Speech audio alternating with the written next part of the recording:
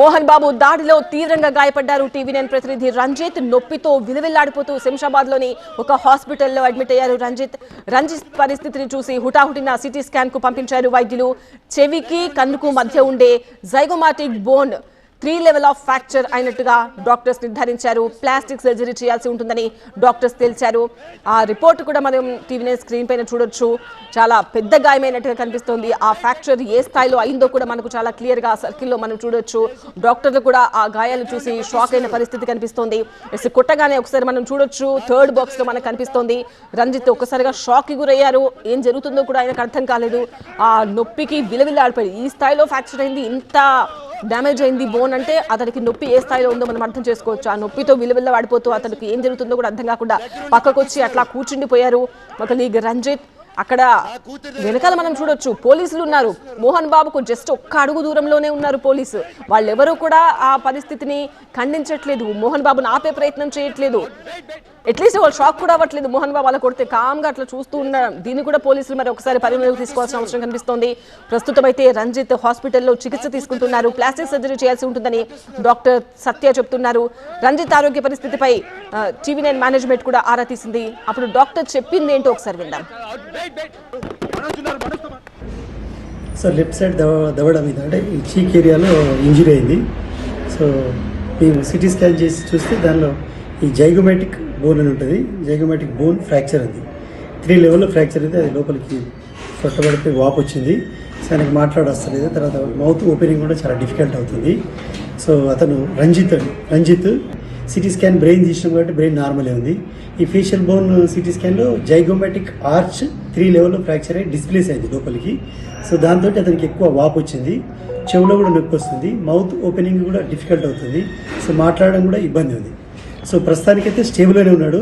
కానీ అతనికి ఫర్దర్గా చేయాల్సింది ఏంటంటే అడ్మిట్ చేసి ఎవాల్యుయేట్ చేసి తర్వాత ఆ డిఫార్మిటీ కరెక్షన్ గురించి ప్లాస్టిక్ సర్జరీ చేయాల్సి వస్తుంది. ఆపరేషన్ ప్లాస్టిక్ సర్జరీ కాబట్టి మేజర్ సర్జరీ ఉంటుంది. అది విన్నారుగా, డాక్టర్ చెప్పింది మేజర్ సర్జరీ చేయాల్సి ఉంటుంది రంజిత్కి అని చెప్తున్నారు. 3 లెవెల్ ఆఫ్ ఫ్రాక్చర్ జరిగింది. చెవికి కన్నుకు మధ్య ఉన్న బోన్ ఆ ఫ్రాక్చర్ కూడా మనం చూడొచ్చు. డాక్టర్ చెప్పిన రిపోర్ట్ కూడా మనం చూసాము. సిటీ స్కాన్ చేశారు. అందులో ఆ bone fracture zygomatic bone 3 level of fracture జరిగింది అని చెప్తున్నారు. సో ప్లాస్టిక్ సర్జరీ చేయాల్సి ఉంటుంది. ఇది మేజర్ సర్జరీ అని చెప్తున్నారు. లక్కీలీ బ్రెయిన్కి అయితే ఏం డ్యామేజ్ కాలేదు అని చెప్తున్నారు. బట్ ఆ ఫేస్కి అయిన డ్యామేజ్ కూడా చాలా చాలా పెద్దది. అక్కడ దాడి జరుగుతున్నప్పుడు మోహన్ బాబు రంజిత్ పైన దాడి చేస్తున్నప్పుడు అక్కడ మైక్తో ఆవేశంగా కొట్టడం మాత్రమే చూస్తాం మనము. కానీ ఆ మైక్ ఎంత స్ట్రాంగ్గా ఉంటుందో తెలుసా, మేము పట్టుకుని బయటికి వెళ్తాము. సో మాకు తెలుస్తుంది ఆ స్ట్రాంగ్నెస్ ఎంత ఉంటుంది అనేది. ఆ 3 మూలలు ఉంటుంది ఆ మైక్, చాలా షార్ప్ ఉంటుంది, ఇనుముతో చేసిన మైక్. ఒక్కసారి అంత ఆవేశంతో కొట్టాడు అని అంటే ఏ స్థాయిలో డ్యామేజ్ జరిగి ఉంటుంది అనేది మనం ఇంతకుముందే మనం మాట్లాడుకున్నదే నిజమైంది. అతడి ఫేస్ చాలా వరకు 3 లెవెల్ ఆఫ్ డ్యామేజ్ జరిగింది. జైగోమాటిక్ బోన్ అంటే ఏ స్థాయిలో దాడి చేశారు మోహన్ బాబు అనేది మనకు అర్థమవుతుంది. అంత ఆవేశంగా దాడి చేయాల్సిన అవసరం ఏంటి? జస్ట్ ఒకే ఒక్క ప్రశ్న అడిగారు మా ప్రతినిధి రంజిత్. మోహన్ బాబు గారు మనతో ఉన్నారు, చెప్పండి. జస్ట్ ఒకే ఒక్క మాట మాత్రమే అన్నారు. ఆ మాత్రం ఆయన మైక్ లాగేసుకుని 2 వాడకూడని పదాలు వాడుతూ బూతులు తిడుతూ ఆవేశంగా కొట్టడం కూడా మనం చూసాము. నిజంగానే అక్కడ మోహన్ బాబుకి మాట్లాడడం ఇష్టం లేకపోతే సింపుల్గా మైక్ని పక్కన పెట్టి ఇగ్నోర్ చేసి వెళ్ళిపోవచ్చు, సారీ అని చెప్పేసి వెళ్ళిపోవచ్చు, నాకు మాట్లాడడం ఇష్టం లేదని చెప్పేసి వెళ్ళిపోవచ్చు, నేను తర్వాత మాట్లాడతాను చెప్పి వెళ్ళిపోవచ్చు, ఇది మా కుటుంబ విషయం అని చెప్పొచ్చు. ఏదో విధంగా అక్కడి నుంచి వెళ్ళిపోయి ఆ పరిస్థితిని అవాయిడ్ చేసి ఉండొచ్చు. కానీ ఆయన 70 ఏళ్లకు పైబడిన వ్యక్తి. ఎంతో మందితో ఆయన పనిచేసి ఉన్నారు.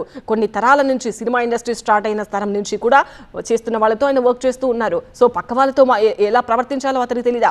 78 ఏళ్ల వ్యక్తి అంటే ఎంత జీవితం చూసుంటారు ఆయన, ఎన్ని చూసుంటారు, ఎన్ని అనుభవించుంటారు. ఇంత బ్లెస్డ్ లైఫ్ అనుభవించిన అతను ఎంత కూల్గా ఉండాలి, ఎంత సాత్వికంగా ఉండాలి.